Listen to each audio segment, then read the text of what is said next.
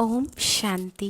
ఈరోజు సమాజంలో అనేక మంది దుఃఖంలో ఉన్నారు. అనేకులు శారీరక అనారోగ్యానికి గురై బాధపడుతున్నారు. అనేకుల జీవితాలలో కష్టాలు చోటు చేసుకొని ఉన్నాయి. వారందరికీ భగవంతుని శక్తులతో కూడిన వైబ్రేషన్స్ ని మనమంతా రేడియేట్ చేద్దాం. అయితే మనం చేసే ప్రతి ఆలోచన 4 చోట్ల ప్రభావాన్ని వేస్తుంది. ఏదైతే మనం ఆలోచన చేస్తామో దాని యొక్క మొదటి ప్రభావం మన మనస్సుపైనే ఉంటుంది. అదే మనం అనుభూతిలోకి తీసుకువస్తుంది. తర్వాత ఆ ఆలోచన మన శరీరానికి రేడియేట్ అవుతుంది. కనుక రెండవ ప్రభావం మన శరీరంపై, తద్వారా మన ఆరోగ్యంపై పడుతుంది. మూడవ ప్రభావం ఆ ఆలోచన ఎవరి కోసమైతే చేస్తున్నామో వారికి చేరి వారిపై పడుతుంది.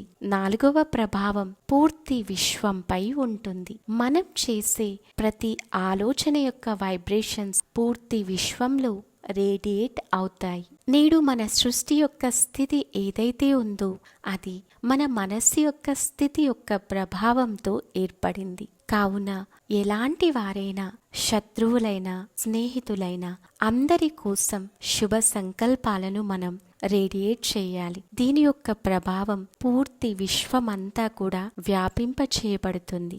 మన క్షేమాన్ని కోరేవారు వీధి దీపాల్లాంటి వారు. గమ్యాన్ని మనకు దగ్గర చేయలేకపోయినా దాన్ని చేరుకునే బాటను కాంతిమయం చేస్తూ సహాయపడతారు. ఓం శాంతి.